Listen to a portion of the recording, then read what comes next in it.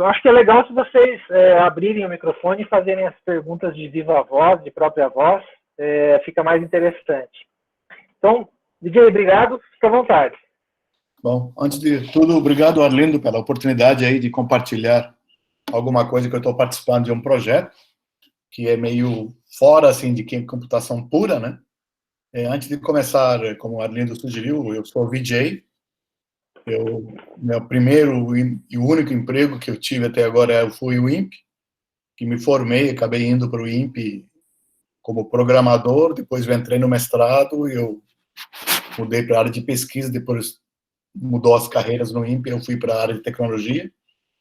Eu fiz mestrado no INPE, fiz doutorado no ITA, eu tive a oportunidade de trabalhar na Universidade Cork da Irlanda por 2 anos como programa de pós-doutoramento na área de mudanças climáticas. E a sorte que, na época que não teve um financiamento da FAPES CNPq, a União Europeia me financiou. Foi uma ótima experiência e meu trabalho, eu trabalho muito em modelagem de sistemas reativos aplicados às cadeias de Markov e também validação de software, né, por meio de testes automatizados, né? Também trabalho com a área de séries temporais, começando a aprender alguma coisa de ciências de dados. E como no INPE a computação não é ciência de computação, mas sim computação aplicada a outros problemas, e no INPE nós temos uma certa missão de utilizar a computação para resolver problemas no INPE na área espacial. Então, eu acabei me especializando mais na área de validação de software para validar os sistemas embarcados, né, nas missões espaciais do INPE. Em 2017, eu me aposentei por temer Alzheimer, né, de acabar com os benefícios de aposentadoria, e tive a oportunidade de comecei a trabalhar como professor visitante desde julho do ano passado na Unifesp. O INPE continua como colaborador voluntário na área de pesquisa, mas a partir de junho, como o novo diretor não quer mais colaboradores aposentados, talvez eu tenha que sair do INPE e vou ficar só no Unifesp. Se renovarem meu contrato, eu continuo até julho de 2020. Bom, o trabalho que eu vou falar agora é a Associação de Humanidades Digitais com Ciência de Computação. Esse vai ser o tema, tá? Vou seguir a pequeno roteiro aí, dar uma introdução, objetivos, espaço digital, arquitetura, ao voltar para o espaço digital, vou falar de VGI, que é Informação Geográfica Voluntária, e vou explicar, assim, num slide só, como o pessoal da área de TI colocou plataforma chamada Pauliceia, né? Como chama Pauliceia, né? Nome do projeto, tá? E para todo mundo usar. E então é uma apresentação pequena que eu falei para Arlindo, né? E vamos lá. Para começar, quando eu falei de associar humanidades digitais, quer dizer, ciências humanas em geral, no caso particular seria a história, a primeira instância dá a impressão que ciência de computação não tem nada de compatibilidade com humanidades, né? Por quê? A ciência de computação não pode haver ambiguidade. Ele também trabalha com certa completude, né? Quando você trabalha com ciência de computação, o formalismo e tudo. Por outro lado, a história é totalmente contrário, né? Não tem completude, né? Tem muitas informações vazias e tem ambiguidade, porque tem muitas polêmicas de o que uma pessoa enxerga ou outros enxergam, tá? Mas tem uma passagem que em 1940 o IBM, a empresa IBM foi procurada por um jesuíta chamado Roberto Busa para que IBM fizesse um projeto para hospedar todos os trabalhos de São Tomás de Aquino. Ou seja, então pode-se dizer, de alguma forma, já teve uma interação, muito tempo atrás, né, uns 80 anos atrás, entre ciência de computação e a área de humanidades. No caso do Pauliceia, né, a Pauliceia quer o quê como objetivo? mapeamento colaborativo da história da cidade de São Paulo. Tá? E quando apareceu uma chamada da FAPESP, que em geral eles têm uma chamada, agora pararam, né? Agora e-Science também entra como uma chamada regular, uma submissão regular. Quando eles, o que é e-Science? E-Science sempre é uma área de aplicação, uma área target, uma área fim, sempre misturado com ciência de computação. Então, ciência de computação tem que fazer parte. E a coordenação desse projeto sempre tem que ser de área fim. No caso, o pessoal do Unifesp de Guarulhos, que tem, como é que chama? Instituto como é que chama? Não é línguas, letras e humanidades, né? Ciências históricas e tudo. Eles estavam pensando em submeter uma proposta por e-Science para trabalhar na história da cidade de São Paulo, mapeamento da história da cidade de São Paulo. E, para falar a verdade, o Arlindo fez um papel muito importante, porque ele conhecia pessoal do Guarulhos e eles procuravam o Arlindo de... Não põe a culpa em mim, não, VJ. Não põe nesse rolo, não. O que ele fez? Ele falou, não, tem pessoal de ciência de computação na ICT da Unifesp São José, mas tem pessoal do INPE que trabalha com geocodificação, geoprocessamento. E ele entrou em contato comigo. E eu, como não era nada de geoprocessamento, a única coisa que eu apontei, o pessoal do geoprocessamento e o pessoal do Unifesp Guarulhos vieram para o São José dos Campos e participaram nessa reunião a Daniela Musa, que é professora da Unifesp São José, e eu fui para a Unifesp junto com o pessoal do geoprocessamento. E vieram também pessoal do Emory University, que faz parte do projeto.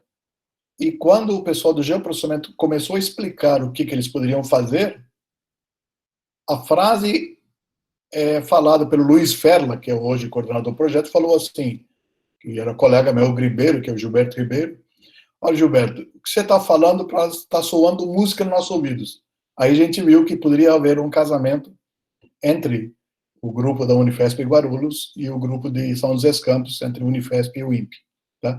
Assim que nasceu a decisão de submeter um projeto, o projeto foi submetido no final de 2016 e foi aprovado em janeiro de 2017, e o projeto oficialmente começou em 1º de fevereiro de 2017 e terminou em janeiro de 2019, o que eu chamo de primeira fase. A gente submeteu um outro projeto para dar uma continuidade, melhorar a plataforma e tudo, e mandaram para nós para revisar algumas coisas, a gente deve entrar com recurso. O objetivo desse projeto, como falei, é mapeamento colaborativo da história da cidade de São Paulo. O período explorado para esse mapeamento colaborativo seria de 1870 a 1940. Por que 1870 a 1940? Talvez seja a cidade mais importante do mundo neste período, que recebeu a modernização mais importante urbana. Teve uma imigração violenta, passando de poucos mil habitantes para milhões nessa época. Por isso que esse período foi decidido pelo grupo de história, para fazer esse projeto. Só que cidade de São Paulo é imensa. Para o projeto piloto seria o bairro do centro. Tá? Então, o trabalho que nós participamos é mapeamento colaborativo da história da cidade de São Paulo para o período de 1870 a 1940, para o centro de São Paulo. Quem faz parte do projeto? Unifesp de Guarulhos, né, a equipe que é coordenadora, Unifesp de São José dos Campos, o INPE, Emory University e Arquivo do Estado de São Paulo. Na nova fase vai entrar o ITA também. Tá? Objetivos praticamente são explorar uso de tecnologias por historiadores ou para historiadores. Explorar o uso da tecnologia de geotecnologia. Explorar, desenvolver uma plataforma que é colaborativa e aberta. Esses são os mais importantes objetivos desse projeto, que fez uma diferença. No caso do projeto, é investigar e trocar, não só trocar de informação para receber informações sobre a maior cidade do Brasil, que seria São Paulo. Por exemplo, o que você pode fazer nesse projeto? Podemos adicionar informações históricas. De quê? Qualquer coisa. De edifícios públicos, edifícios que não sejam públicos, mas que são patrimônios, né? Porque tem uma tradição de várias famílias que criaram vários espaços, ou até estabelecimentos comerciais ou não, de familiares, o restaurante, o boteco, o hotel, o cinema, que funciona ao longo de bastante tempo no mesmo endereço, ou até que naquele endereço mudou o hotel para cinema, cinema para, sei lá, hospital, alguma coisa desse tipo. Você consegue ter essa visão, no caso, nesse período de 1870 a 1940. Tudo isso teve uma base, a base chamada IMACO, que é um projeto criado também pelo Unifesp Guarulhos, pela Escola de Filosofia, Letras e Ciências Humanas, né, que IMACO seria História, Mapas e Computadores. Né, que eles tiveram algum projeto antigamente, num momento antes, isso evoluiu para Pauliceia. A ideia inicial do IMACO o objetivo era mapear inundações na cidade de São Paulo, e isso evoluiu para a Pauliceia, que eu vou falar um pouco hoje. Né? Já tiveram, obviamente, iniciativas similares. Né? A Universidade de Brasília já fez um Atlas Digital da América Lusa, que eles chamam. A Universidade de Sydney também fez um mapa parecido, uma plataforma parecida para hospedar eventos da cidade de Nova York. Só que tem outros, né? Tem o Digital Harlem, que é bairro de Harlem, que foi feito para, acho que, alguns grupos americanos. Só que é o seguinte, a grande diferença é que todas as iniciativas, a colaboração para a plataforma vem somente do time envolvido, da equipe envolvida, do grupo que trabalhou no projeto. O grande diferencial do projeto Pauliceia, que pode-se dizer hoje, Pauliceia foi a pioneira para ter uma plataforma totalmente colaborativa na área de história. O que significa isso? Qualquer pessoa, leiga ou não, pode colocar informação. Isso foi debatido muito antes de decidir isso, porque a ideia do Luiz Ferli, grupo de historiadores, a informação tem que fluir livremente. Então, na minha opinião, antigamente, que eu não sou historiador, eu gostaria de usar a plataforma para aprender as coisas históricas da cidade de São Paulo. Mas a ideia também, eu também posso colocar alguma colaboração minha nessa plataforma. Então, por exemplo, eu tenho algum vídeo, vamos supor, pessoas antigas minhas que moraram, conheci, eu tenho alguma fotografia, algum vídeo, alguma fotografia preta e branca, eu posso colaborar. Por exemplo, se alguém de vocês colocar esse prédio era hospital, eu posso falar, olha, mas em 1922 eu tenho uma referência que esse não é hospital, parecia cinema, então eu posso colocar algum tipo dessa informação sem apagar o que já está escrito. Tá? Então, a gente debateu muito sobre o que pode fazer ou não, mas a decisão final é que cada um pode colaborar da sua maneira livre, leigo ou não. Esse é um exemplo, né, de o que pode acontecer no plano Pauliceia, na plataforma que existe hoje. Vocês estão vendo um monte de mosaicos, né? Não sei se vai dar para ver, não sei, acho que dá para ver meu mouse aqui. Tem 1, 2, 3, 4, 5, 6 mosaicos, né? Tudo está naquela região de centro de São Paulo, tá? Por exemplo, aqui, ou seja, o que eu quero dizer aqui, cada mosaico tem uma continuidade, né? Para o seu vizinho.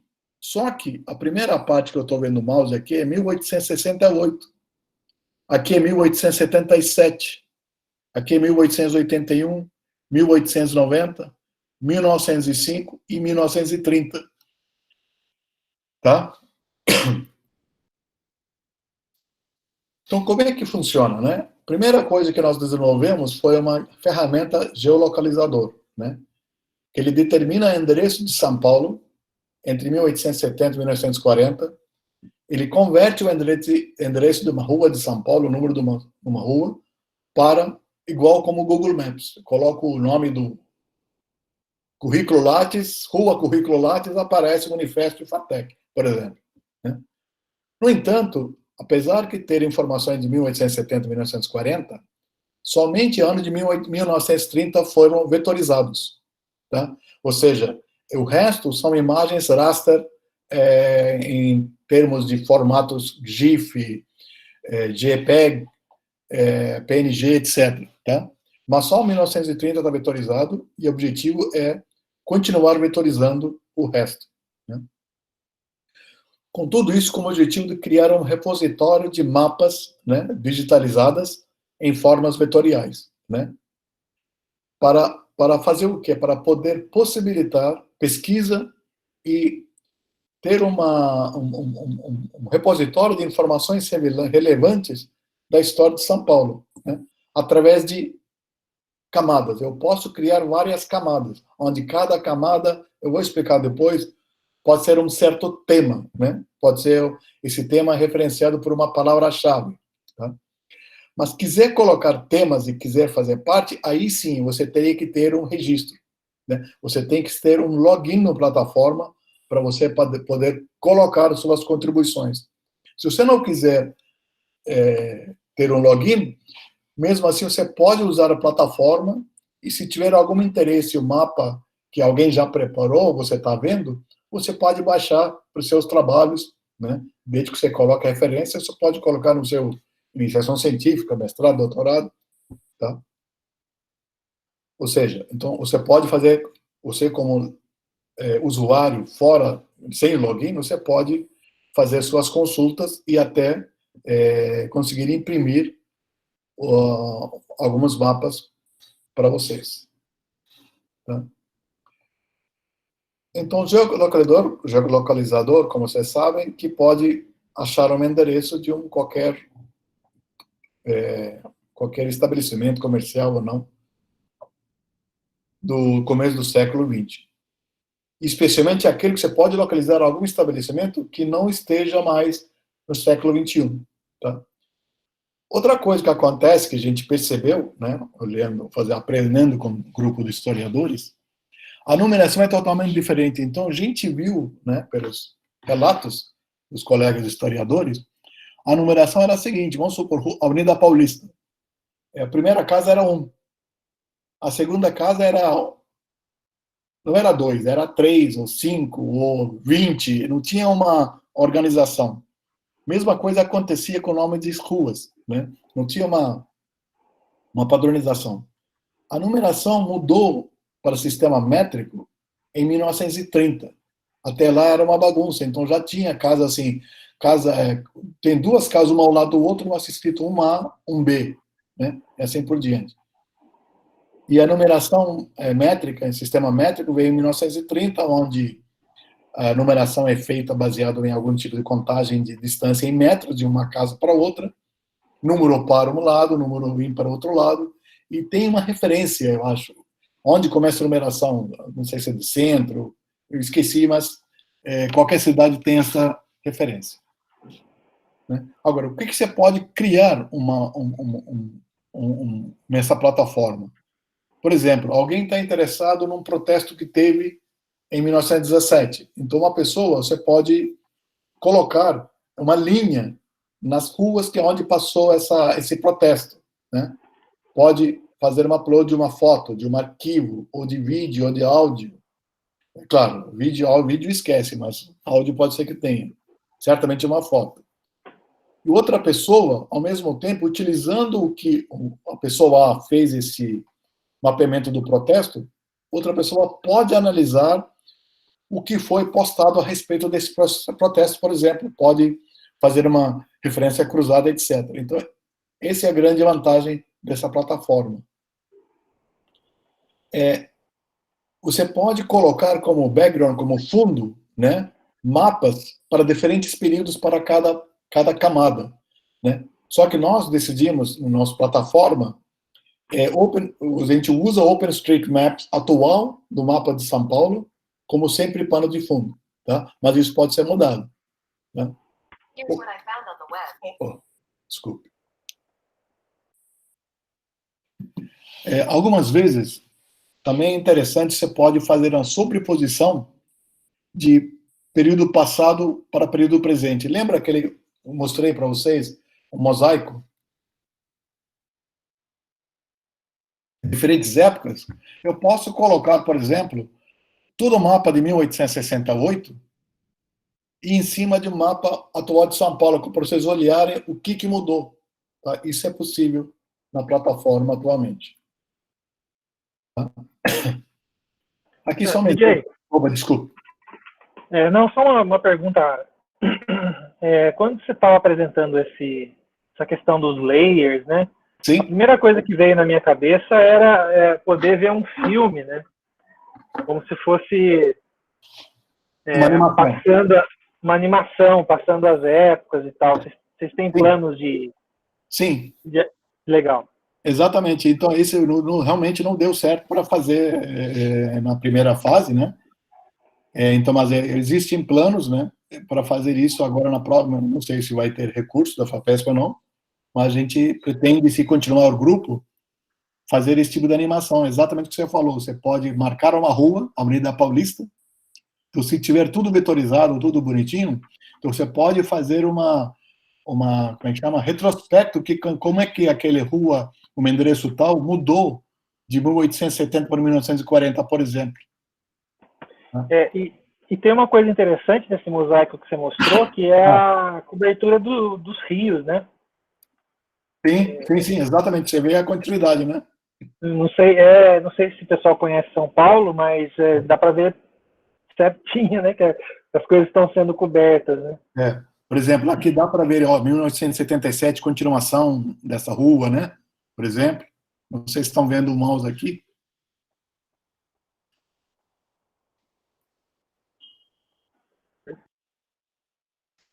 Vamos lá. Esse é um exemplo só de um mapa, mapa de alguma região de São Paulo, alguma parte do centro que eu não conheço. Aqui, ó. Aqui estou vendo aqui, Escola Profissional Dom Bosco. Madalena, você deve saber onde fica. Isso não é São Bento? Não. Não sei, eu vou até dar uma bugada aqui para ver. Não, só para curiosidade. Aqui só queria mostrar que quando você dá uma endereço, aqui está vendo aqui à esquerda, no plataforma aparece 1930, você coloca endereço em algum lugar, aqui não dá para ver o endereço, não consigo ver o endereço, aí aparece esse ponteiro verde dizendo onde fica esse endereço na plataforma, no mapa digitalizado.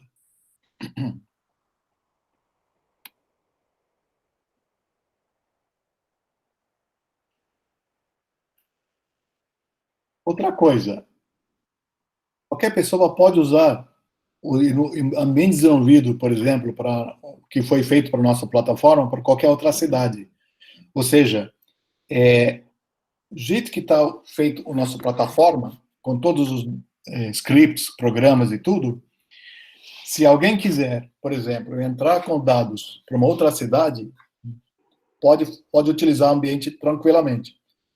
Como exemplo, a PUC Campinas mostrou interesse a utilizar nossa plataforma para hospedar a cidade de Campinas. Tá? Inclusive, esse grupo de PUC Campinas vai participar do projeto de segunda fase, se for aprovado. Tá? Outra coisa, a Folha de São Paulo, quando teve aqueles inundações, acho que em janeiro, fevereiro, eles fizeram uma publicação, um artigo sobre publicaram um artigo sobre problemas de inundações. E eles referenciaram outras inundações, uma que aconteceu em 1929, que já estava disponível na plataforma Pauliceia. Estamos aí, né? Eu digo, o Luiz, o grupo do Unifesp, em Guarulhos, está negociando com a Folha de São Paulo se eles gostariam de participar em alimentar a plataforma com informações que eles têm sobre inundações recentes que eles têm. Então, seria interessante para nós. Também teve um debate, porque a plataforma, o objetivo da plataforma é hospedar os dados de 1870 a 1940 para a cidade de São Paulo. E de Folha de São Paulo seria para um evento recente. A decisão geral foi, não, história é história. Se tiver utilidade da plataforma para já pessoas colocarem alguma coisa do período atual, não é problema. Então, vai depender agora de Folha de São Paulo. Esse seria a arquitetura. Aqui estão vendo aqui essa plataforma está hospedado, né, no servidor do INPE, né? Esse é o endereço, quem quiser entrar para olhar os mapas e tal, e brincar. Eu nunca entrei porque não sou muito... Eu sou péssimo para mexer com as coisas. Certas coisas que eu faço. Então, mas tem jeito, você pode olhar o... desculpe, alguém estava querendo falar? Opa. Então, esse é o endereço da plataforma. Quem quiser brincar, ver quais mapas tem, brincar com as layers que vocês querem ver, né? Fica à vontade. Tá? A primeira parte seria portal da plataforma, a Pauliceia, né? Ele depende de serviços web, só que os serviços web dependem, a gente utilizou toda a, como é que chama? Estrutura de serviços que já são considerados padrões de OGC. A gente utiliza serviços web de WMC, WCS, WFS e SSWQ catálogo. E as web services que nós fizemos, com base nesses serviços padrões, são gerenciamento do VGI, Volunteer Geographical Information, e geocodificação, Spatial Temporal Geocoding, que é dar uma coordenada de latitude e longitude a um endereço igual como o Google Maps faz. E nós temos também um banco de dados espaço-temporal, né, porque tem parte de tempo e parte de espaço, por isso a gente chama de espaço-temporal. A gente utiliza banco de dados PostGIS para arquivar as imagens vetoriais, e também para imagens raster nós temos o GeoTIFF. Tá? Essa seria a plataforma como encontra hoje. Como eu falei, a gente tem a nosso servidor, GeoServidor, é baseado nos serviços web geográficos do OGC, é Open Geospatial Consortium. Como eu falei, tem Web Map Service, Web Feature Service, Web Coverage Service e Catalog Service Web, que são os padrões que são ditas pelo OGC. Como o Pauliceia utiliza esses padrões, né, usado no GeoServer, Wind, QGIS, TerraView, né, ou seja, qualquer outro tipo de aplicação que utilize esse tipo de serviços web, padrões, podem visualizar também esses dados. Tá? Como eu já falei na figura, os serviços web de Pauliceia foram esses dois. Serviços web de VGI e geocodificação. E armazenamento, como eu falei, a parte de imagens vetoriais é armazenado no database PostgreSQL, tá? Que tem a extensão PostGIS, né, para hospedar as imagens vetoriais. Imagens raster são formatadas como GeoTIFF. No caso do VGI, a gente usou crowdsourcing. O que é crowdsourcing? Voluntários produzindo informações geográficas, né, e colocar em websites, né? Ou seja, a gente utiliza a boa vontade de colaboradores voluntários, né, para gerar algumas informações geográficas, né? Como é que a gente utilizou isso? Utilizamos com a ajuda de vários alunos, né, de várias escolas humanas, né, que o Luiz, o grupo, conhece. Então, muitos alunos do próprio Unifesp, né, fizeram essa maratona para desenvolver essas informações geográficas. Né. Realmente, custo baixo. O problema é como é que a gente descobre a qualidade, né, dos dados que estão entrando, né? Como é dados sendo produzidos por voluntários. Para isso, é importante desenvolver um protocolo para VGI. Em geral, o protocolo, né, dito por vários especialistas em VGI, eles já definiram alguns padrões para trabalhos colaborativos. Por exemplo, você tem que seguir esses estes passos, né? A inicialização numa plataforma VDI, tem que descrever o modelo de dados para ter quais tipos de dados estão coletando, quais tipos de usuários podem estar vinculados, quais são métodos para você coletar os dados, quais as formas de qualidade, controle de qualidade, e qual feedback você dá para os usuários, você recebe dos usuários. Tá? Baseado nesse protocolo, foi desenvolvida uma tese de mestrado para a Pauliceia, justamente para definir esse protocolo VDI para a Pauliceia. Tá? Então, como é que os voluntários trabalham? Voluntários inserem dados geográficos, ou seja, eles estão desenhando novas linhas, ou até atualizam os dados vetoriais que já estão ali disponíveis. Dados vetoriais, o que poderiam ser? Pontos, linhas e polígonos. Tá? E pode associar links para esses dados geográficos para outros repositórios. Em vez de você inundar a Pauliceia com vídeos ou áudios ou fotos que têm um tamanho significativo, você pode simplesmente colocar num certo polígono, que pode ser um prédio, a um link para um Dropbox ou YouTube que tenha fotos ou vídeos. Né? Então, você não precisa estressar o servidor Pauliceia. Tá? Então, foi feito um History Mapathon, né, com várias pessoas participando um dia inteiro, lá em Guarulhos, onde pessoas participaram, vetorizando ruas e prédios na cidade de São Paulo, naquele período de 1970 a 1940, mas com foco em 1930, e certamente outros períodos virão logo depois. Tá? Esse é um exemplo de maratona, fotografia, que teve aí em Guarulhos. Além de maratona, aconteceu um outro evento que seria interessante, quem tiver interesse, deve ter um outro evento esse ano ou outro ano, que esse ano vai depender da aglomeração, se é possível ou não. O que eles fizeram? Porque o nosso grupo de computação perguntou, a gente está falando para São Paulo, mas a gente não tem a menor ideia qual é a história de São Paulo. Né?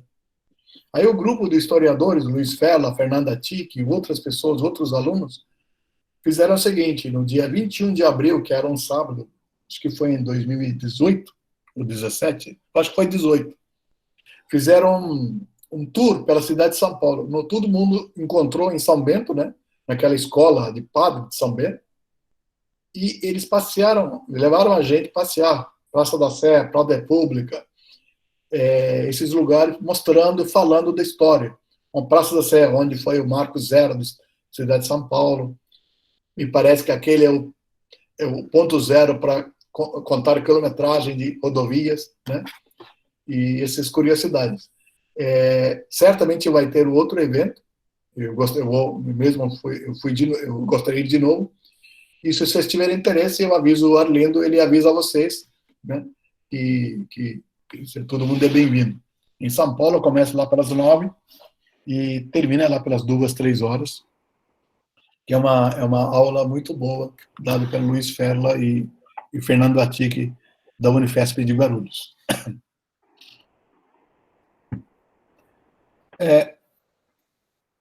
No caso de camadas, né, o conceito de layers, né, são são os cortes da realidade geográfica para cada área particular de seu interesse, né?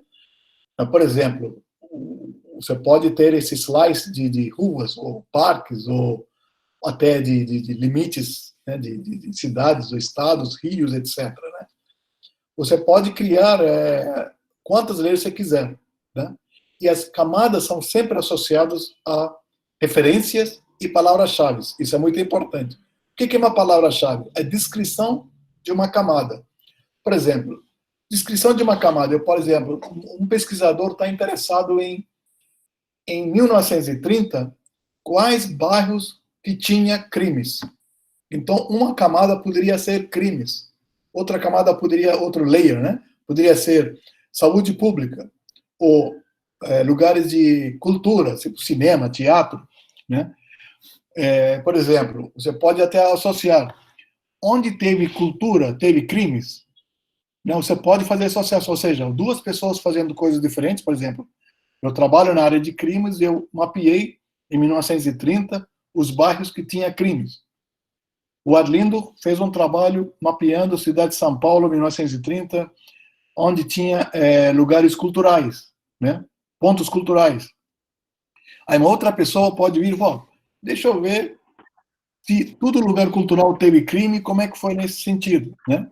Então, esse é possível fazer. Essa é a grande vantagem. E que seria referência? Referência é uma referência bibliográfica, que isso é muito importante, e a gente definiu por um padrão BibTeX, né, do LaTeX. Tá? Isso para garantir a veracidade e tal. Tá? Agora, só enfatizando, apesar de ter que ter veracidade, eu mesmo leigo posso colocar alguma informação desde que eu tenha login. Tá? Ou seja, vai ter que ter pessoas confrontando com a informação que eu coloquei que tem algum absurdo. Tá? Então, essa é a decisão nesse momento. Então, ou seja, nós não temos um ouvidor, um moderador para decidir, olha, o que o VJ está colocando é besteira, não vou colocar.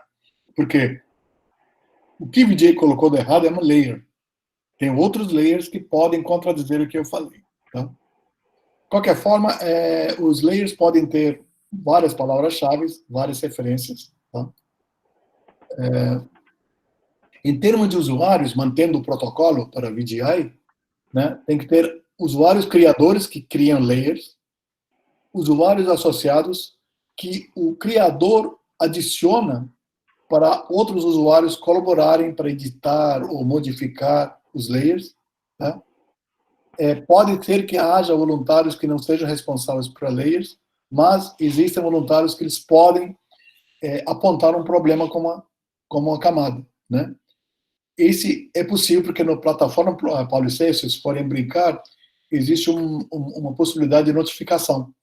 Então, notificação, vocês podem mandar qualquer notificação. Então, alguém está sempre lendo, né?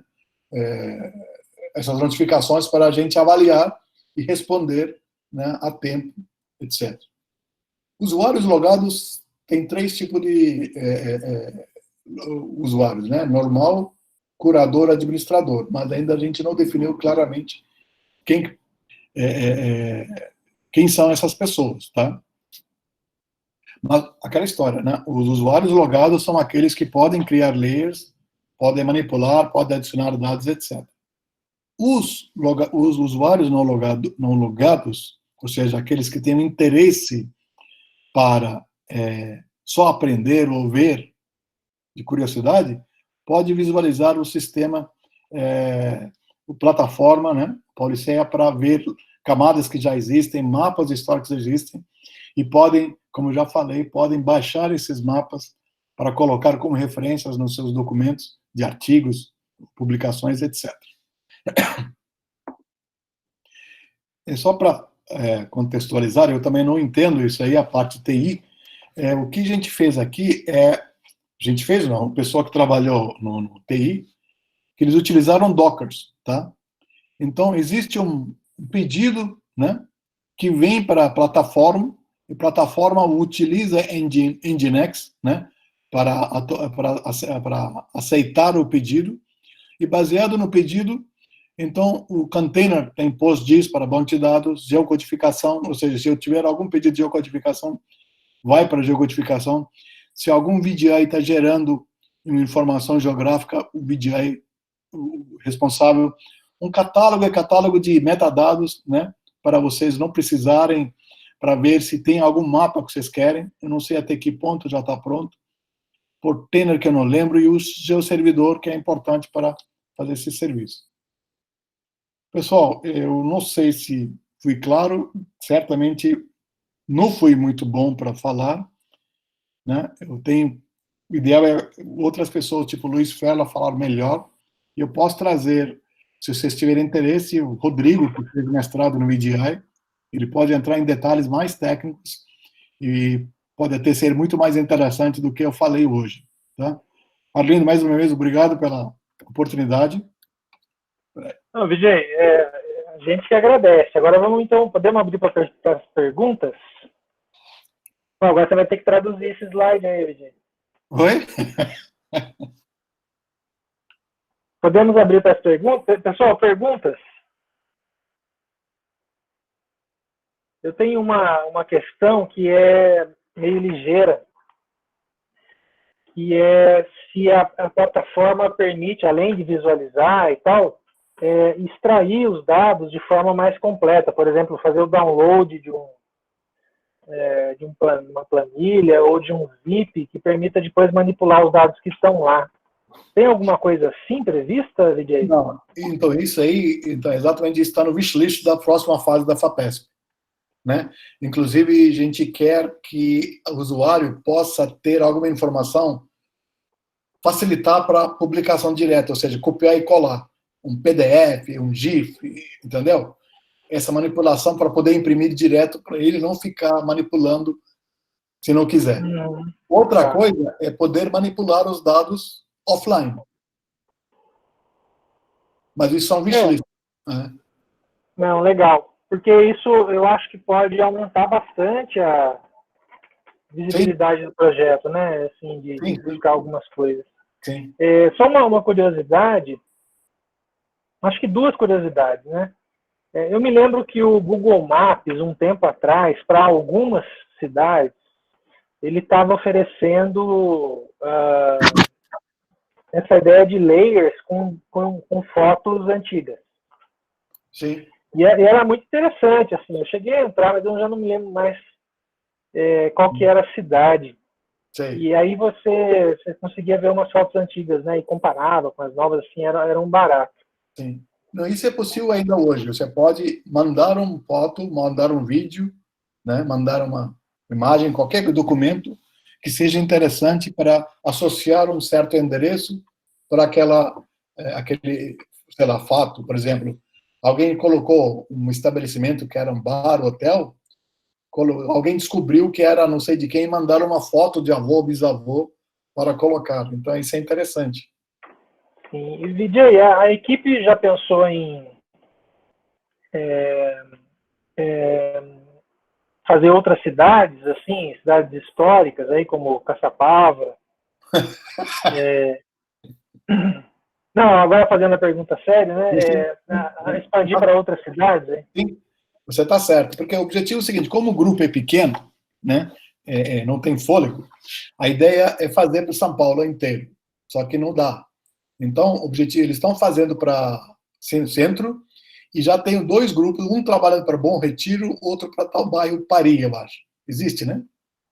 Não sei se existe. Paris existe? Sim, existe. Existe sim, gente. Existe. Paris. Tá. Sim, conheço também. Tá. Então, para esses dois bairros tem gente trabalhando. Recentemente, entrou o grupo de PUC de Campinas que queriam utilizar o ambiente Paulicéia, do jeito que está, e eles querem colocar os dados para a cidade de Campinas.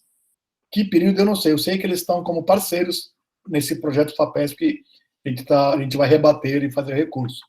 Agora, por exemplo, aqui eu procurei o Univap, mas eu não tive resposta. Por exemplo, o Univap tem um grupo de história. Se eles pudessem entrar com alunos e tudo, até para gerar iniciação científica e mestrado, apesar que iniciação científica não mais pode, eu acho, não tem bolsa, CNPq não gosta de humanidades, mas até agora não tive retorno, infelizmente. Entendeu? Por exemplo, o Univap seria o candidato ideal para São José dos Campos para fazer algo parecido para São José, na minha opinião. O Álvaro, se você quiser levar para a prefeitura, para São Taubaté, ou alguma universidade Unital, tem histórico para fazer parte, porque aí dá para expandir, né? Como a Arlindo sugeriu, para outra cidade, vai criando um banco interessante. A Unital tem mesmo, realmente história aqui, né? Eu não sei o que tem de informação para colaborar, né? Aliás, vou emendar uma pergunta aqui, né? Como é uma plataforma colaborativa, isso aqui me chamou bastante atenção. Sendo uma plataforma colaborativa, quer dizer, a colaboração ainda é de um especialista, né? Ainda é na forma de um cara que, de fato, colabora acima de qualquer suspeita. Como é que poderia expandir, de repente, essa plataforma para que as colaborações pudessem ser na forma, realmente, assim, de usuários pouco especializados e que houvesse, de repente, alguma checagem aí, né, de consistência nessas informações, né?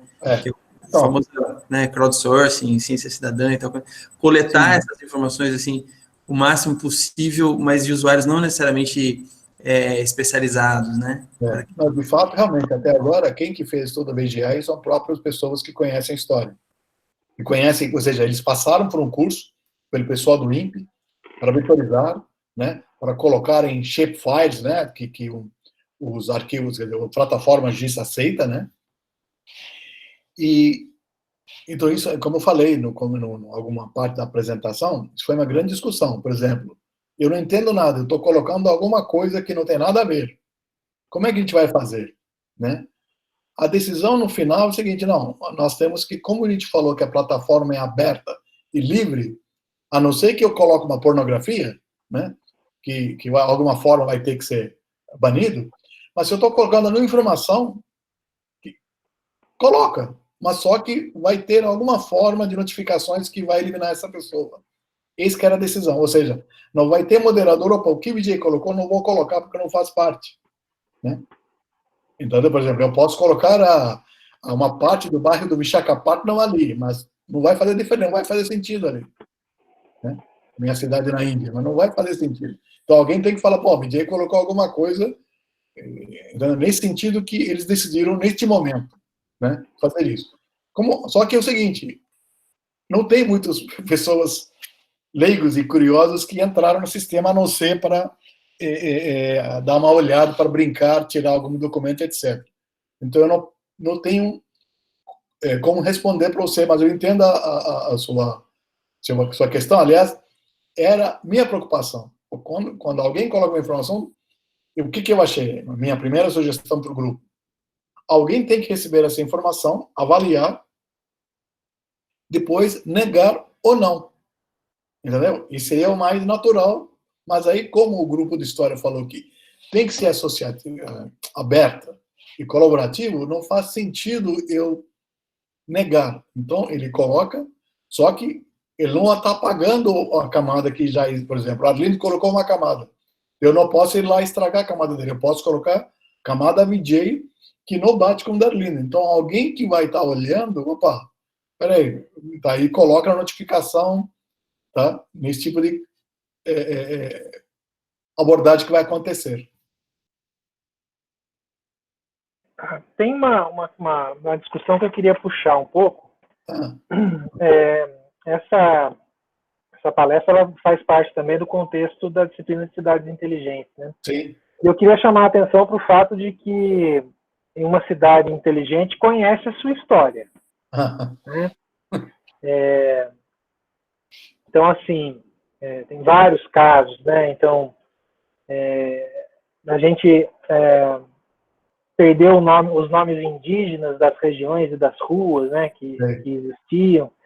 A questão de estar passando por cima de um rio e não saber que ele está passando ali, isso toda cidade tem, né? São José até... Bom, mas eu posso citar vários rios aí que são soterrados em Taubaté ou em São Paulo, que eu me lembro que deu problema e tal, e o pessoal descobre isso só depois, né? Sendo que era uma informação que historicamente os mais velhos sabiam, né? Eu acho que eu queria puxar um pouco essa discussão aí, ver se alguém tem algum caso interessante para contar. Professor, complementando aí esse comentário, até uma pergunta que eu ia fazer para o professor VJ é se por um acaso eles tiveram contato com alguém da equipe do Google ou em algum momento entraram nessa ideia de poder usar os dados da Policeia integrado ao Google Maps. Assim, eles têm normalmente mostrado interesse em contato com prefeituras, tudo mais, para pegar informação de pontos de ônibus, hospitais, agenda cultural e todas outras integrações. Vocês foram contatados ou procuraram alguém do time do Google Maps para, de repente, fazer um mashup? Não fomos procurados porque o grupo que ajuda muita gente, que é parceiro nosso, é o Arquivo do Estado de São Paulo, que tem todos os mapas, etc., que acho que é pertinho da rodoviária Tietê, né? Que dá para ir a pé. Sim, claro. Sim, claro. Então, foi esse grupo que fez uma grande diferença, que eles já trabalhavam junto com o grupo do Luiz, lá do Unifesp Guarulhos, né? Então, eles que dão para nós todo o apoio, a parte de mapas e tudo. Agora, se foi contatado, não. Agora, a vantagem que nós temos é que nós temos um parceiro do Emory University, dos Estados Unidos, da Atlanta, Ele tem um grande interesse, e eles também fazem essa parte de história, né? E ele queria, de alguma forma, fazer esse contato, não com o Google, né? Mas algum tipo de... Porque ele mora, eu acho que ele trabalha muito em São Paulo, ele é casado com uma brasileira, e ele tem esse interesse de fazer algum tipo de conexão. Outra coisa que ele queria botar em contato, a Índia também está fazendo alguma coisa parecida. Então, ele queria fazer essa junção de alguma forma. Agora, em termos de Google, ou como é que chama, espaços públicos, né? Secretaria de Saúde, por exemplo, nossa, isso é muito interessante para eles, né? Eu acho que não vão negar dar os dados para nós, para a gente mapear.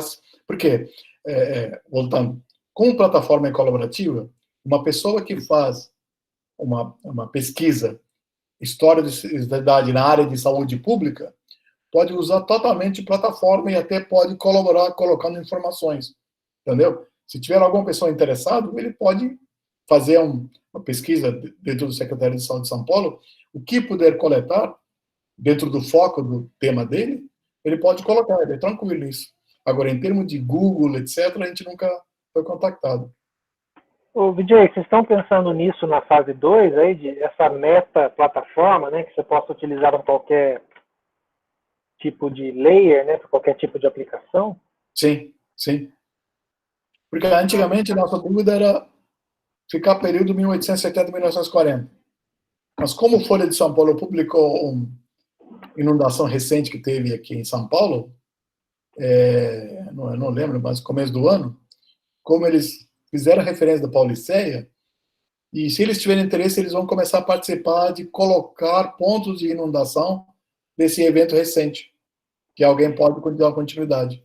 E, Vijay, tem uma aplicação aí que eu acho sensacional, que é a de desastres, né? Desastres? Ah, sim. Então, assim, deslizamentos, inundações, incêndios. Isso, eu podia bater um papo, vocês podiam chamar o Semadem para o projeto. Sem dúvida. E pode ser bem interessante, porque assim, né, um dos fatores que... Pois é, agora me lembrei de um outro caso. Um dos fatores que leva você a monitorar uma região é o histórico, né? E às vezes você não tem o histórico da região, né? Com clareza, né? Não tem histórico, é mais difícil, por exemplo, esses incidentes que ocorreram recentemente, teve foi Santos, não? Guarujá? Bom, recentemente teve um deslizamento grande aí, importante, com várias mortes, né? Sim. Na Litoral Norte, você lembra? Fechou várias vezes. Litoral Norte, Tamoios, por exemplo, porque não tinha, ficaram dias sem poder ir, poder vir. Tem uma coisa que eu queria comentar, assim, eu estava tentando achar um exemplo disso, que é, por exemplo, esse deslizamento que teve recentemente, deve ter feito 2 ou 3 meses. Isso. Eu acho que foi no Guarujá, ou Santos. Bom, o fato era um morro, e o nome do morro é Pedra Molhada. Né? Então, assim, esse tipo de informação que está histórica, está na cultura popular, né? Tem que guardar, né?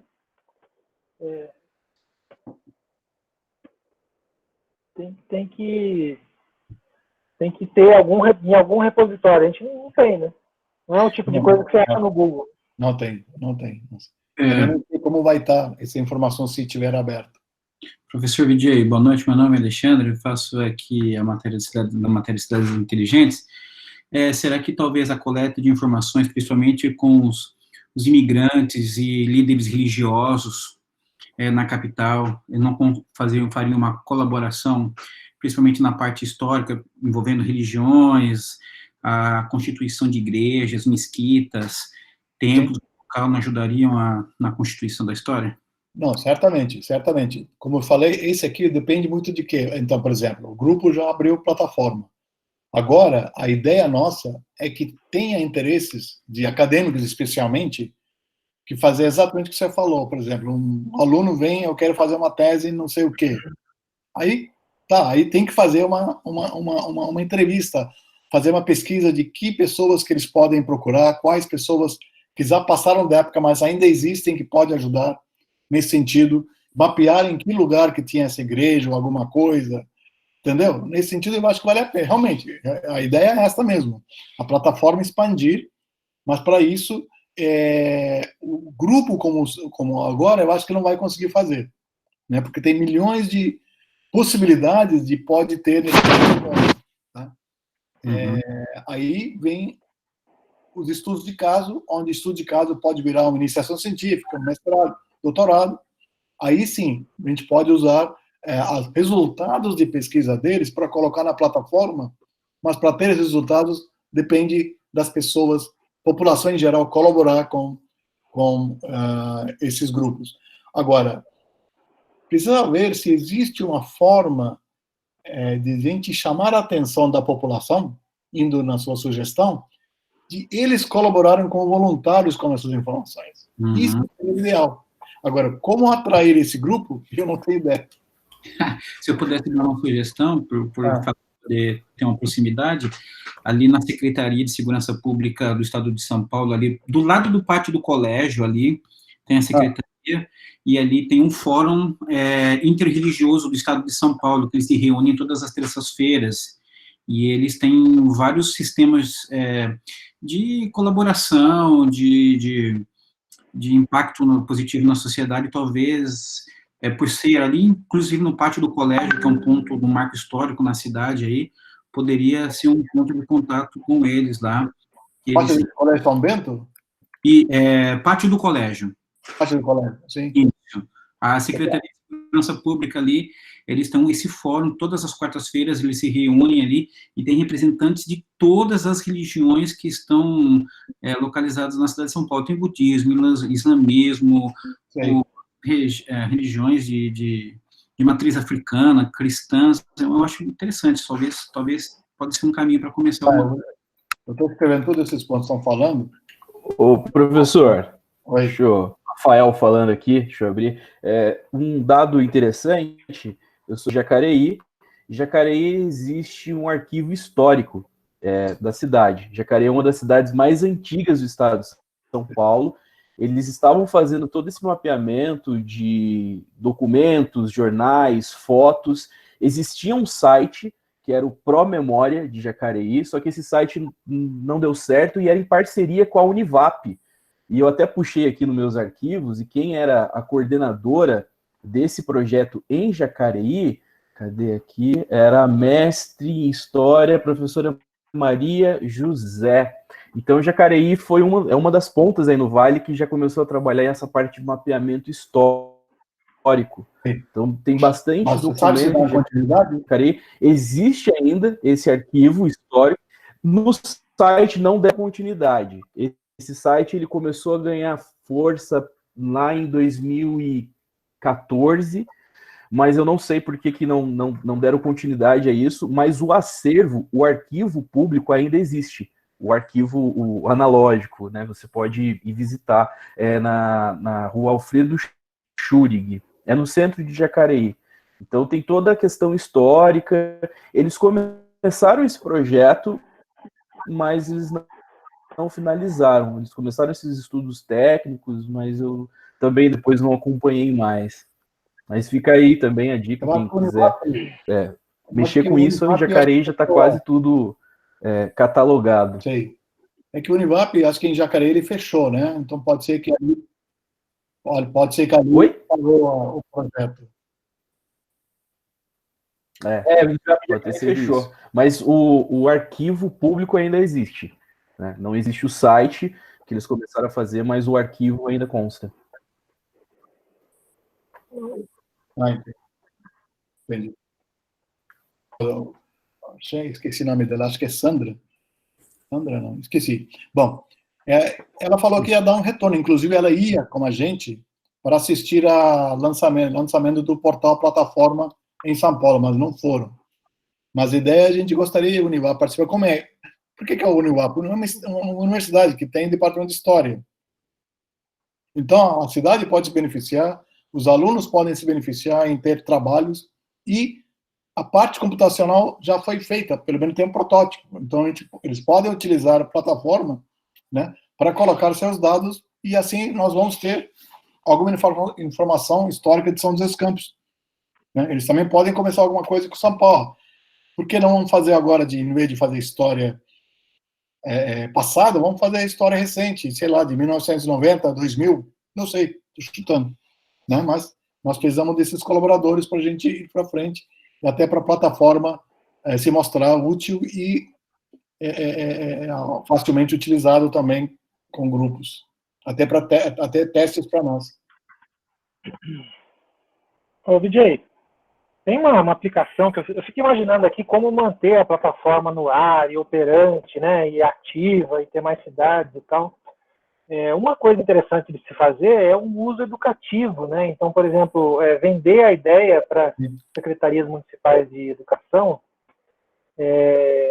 por exemplo, fazer maratonas dentro da rede de ensino, né? Isso seria muito interessante, né? E claro que depende de ter os mapas, né? Mais ou menos estruturados aí dentro da plataforma.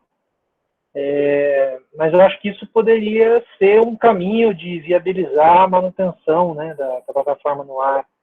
Na verdade, uma boa dica. É um exercício muito legal, né? Imagina você pega a molecada de uma cidade e fala, olha, vamos registrar fatos históricos aqui. Posso fazer uma pergunta dentro dessa linha do Arlindo? Sim. Oi. Eu estava pensando justamente nisso, eu fiquei mexendo ali na plataforma nesse tempinho aqui. Legal. E achei muito, muito legal, assim, a forma como ela está estruturada, e até sobre a questão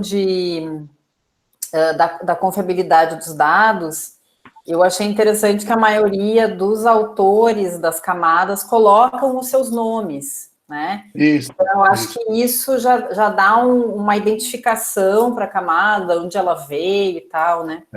E aí, então, assim, a gente se sente sente uma confiança maior, né?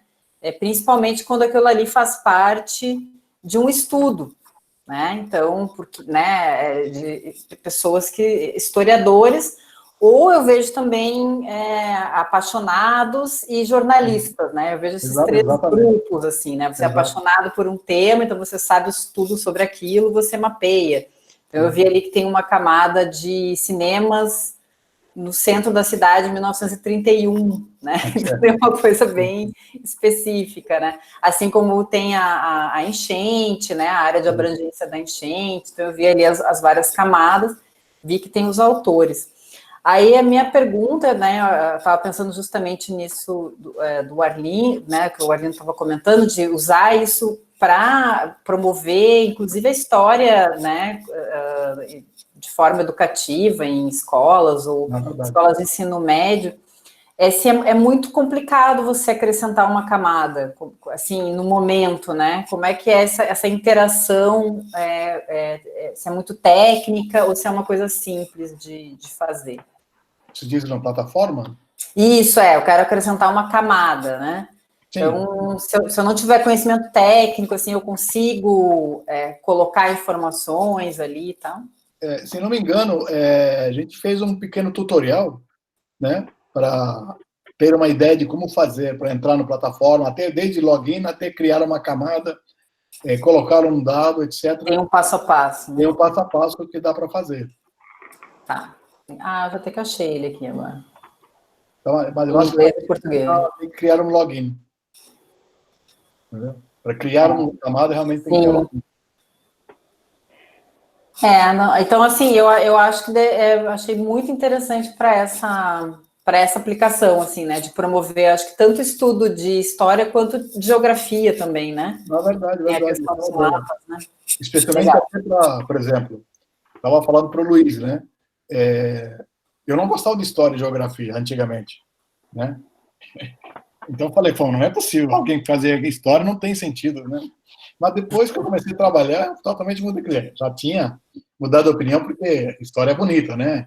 A gente aprende história do mundo, etc. Né? Até para discutir as políticas atuais, né, de vários países e tal.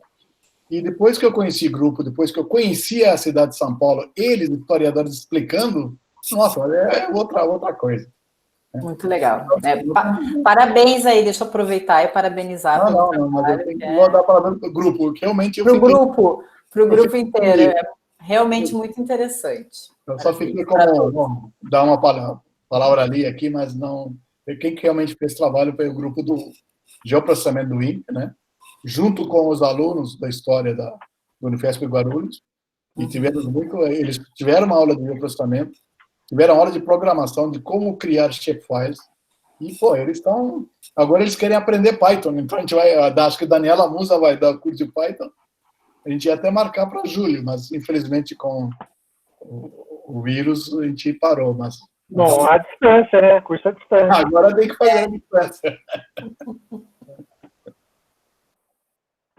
Ô, Vijay, outra coisa legal também que podia ser registrado aí são eventos climáticos extremos. Aproveitar que vocês estão no INPE. Sim, isso é interessante.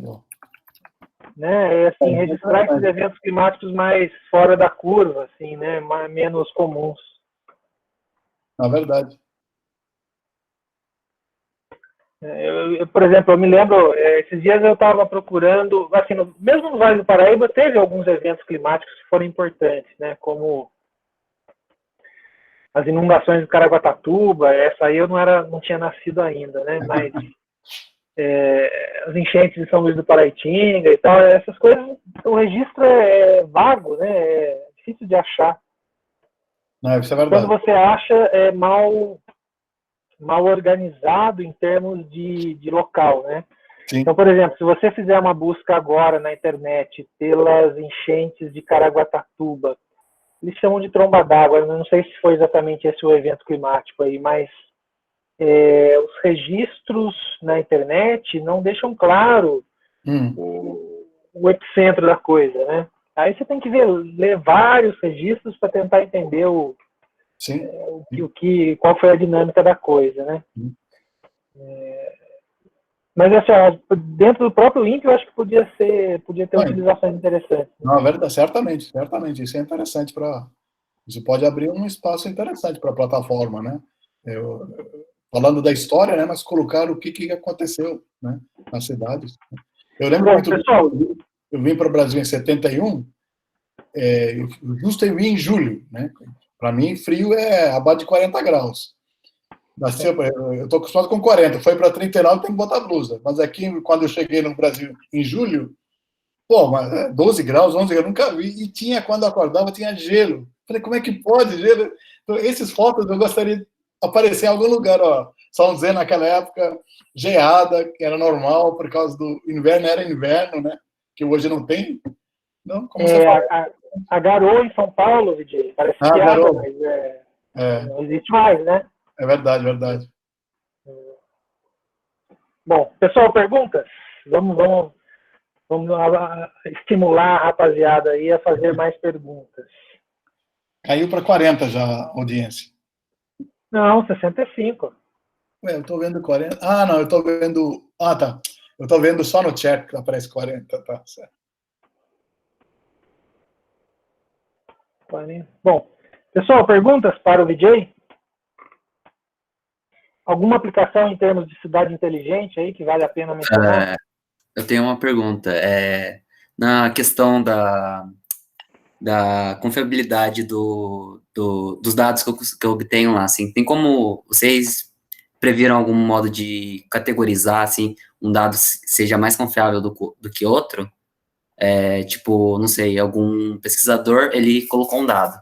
Sim. Uma pessoa normal colocou um dado. Tem como vocês categorizar esses dados, tipo, dar um pouco mais de peso pro dado que o pesquisador colocou do que uma pessoa normal colocou? Não, boa ideia. A gente nunca pensou nisso, porque a ideia era liberar a plataforma a qualquer pessoa. Então, a partir de notificações, a partir de utilização excessiva da plataforma, a gente vai tendo uma ideia que dado é melhor que o outro, né? Porque a diferença vai ser grande entre, por exemplo, pessoas que estão na área de pesquisa e história, eles, como a Denise já mostrou, eles têm muito cuidado de colocar o dado, porque eles têm muito maior, eles são profissionais nessa área. O problema, leigos como eu, colocaram alguma informação que não é testada, não é validada. Então, Neste momento, nós não temos este peso, mas é interessante. O peso maior para quem está querendo fazer download, se existe um dado parecido, qual teria mais peso para baixar o outro, realmente. Né? A gente não tinha pensado nisso. Sim, eu estava pensando, tipo, quero usar esses dados como uma referência para algum trabalho que eu estou fazendo. Então, eu queria, tipo, separar os dados que seriam mais confiáveis para mim usar. Aí poderia separar esses dados por peso, assim, tipo, mostrar só os dados que realmente eu posso usar, né? Não, tem razão, tem razão. O professor... A notificação que vai poder dizer que aquele dado está errado, ou alguém coloca, olha, você escreveu que aquele lugar é hotel, mas eu estou mostrando uma referência, uma foto, que esse não é hotel, isso é cinema naquela data. Então, aí é uma questão de discussão de duas pessoas. Você está colocando uma evidência, entendeu? O professor, uma pergunta. Só uma dúvida. Não corre o risco da plataforma, porque assim, a gente tem, por exemplo, fazendo uma comparação, ainda nessa linha da pergunta do André, a gente tem, por exemplo, fazendo uma comparação rápida, o Wikipédia, né? Que as pessoas podem ir lá e editar o dado, e eu vejo muitas vezes acontecer o que a pessoa, o próprio professor falou assim, você está fazendo uma pesquisa na internet, não usa dados do Wikipédia não, porque não são confiáveis. Foi tomado esse cuidado de, por exemplo, de repente virar mais para frente uma coisa assim, não busca dado porque a pessoa posta lá e pode ser que não seja tão confiável, ou postou uma informação que não é verdadeira, em cima dessa linha aí da pergunta da questão do André. Não existe isso, sabe por quê? Porque uma camada, quando eu faço, ele não é apagada. Se a minha camada, vamos supor que eu sou historiador, eu faço uma camada corretamente, com certas referências, né? Com integridade, vamos dizer assim. Aí uma outra pessoa que não tem nada a ver coloca uma outra camada. Minha camada não é apagada, ele não consegue trabalhar em cima da minha camada. Quem que pode trabalhar em cima da minha camada? Se eu sou um usuário associado, eu sou um usuário que é dono da camada, eu posso adicionar você como usuário associado para mexer na camada, ou colocar outras camadas. Então, só você pode fazer, aí eu sei quem que está fazendo. Mas uma pessoa, de repente, entrar no meio, ele cria uma camada, a camada vai ser dele. Ele pode baixar minha camada e mexer, talvez, offline, e colocar uma camada mexida ali, mas seria outra camada. Então, na camada que eu estou gerando, ele não consegue mexer. Então, aí vai ter aquela disputa. Camada do VJ e camada não sei de quem. Aí precisaria haver um arbitrador, ou notificação, ou algum tipo de evidência, de vídeo, foto, ou referência de publicação, ou jornal, para determinar isso. Então, nesse momento, não tem como você falou do Wikipedia, não. Entendi, não. Obrigado. Vijay, vocês pensam, um problema do dado aberto, né, do dado colaborativo, é o vandalismo digital. Sim. Vocês pegaram algum caso, assim, alguma tentativa de vandalismo na plataforma? A gente tem um certo nível de segurança, mas não o nível profissional. Então, não sei se, apesar com Docker e tudo, existe um certo protocolo de negar o pedido e tal, mas realmente, assim, como deveria ser um site para proteger uma ferramenta tal, nós não temos ainda. E deixa eu perguntar mais uma coisa. Eu acho que alguém já fez uma pergunta relacionada, mas se vocês fossem expandir a nível nacional ou mesmo nível mundial, aí tem que ter uma base de mapas confiável, digitalizada, né? Vetorizada. Exato.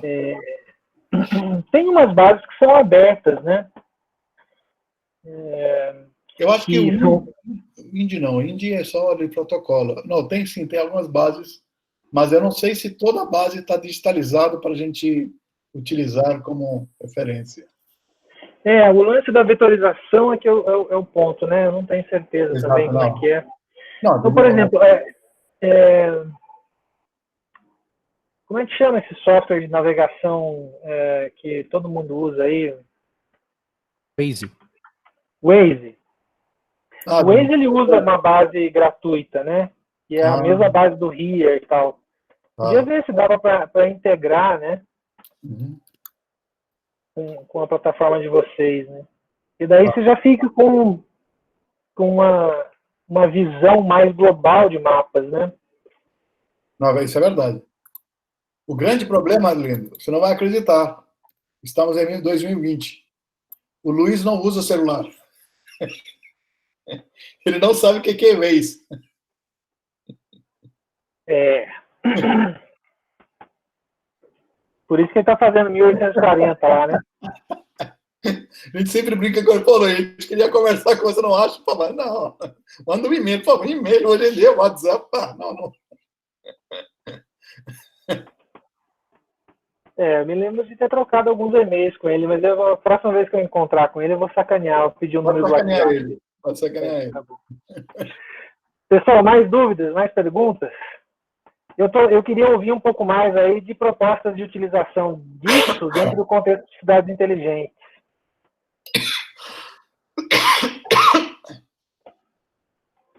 E aí, ideias? Seria interessante dar algum trabalho para ver como é que encaixa a plataforma ou informação da plataforma.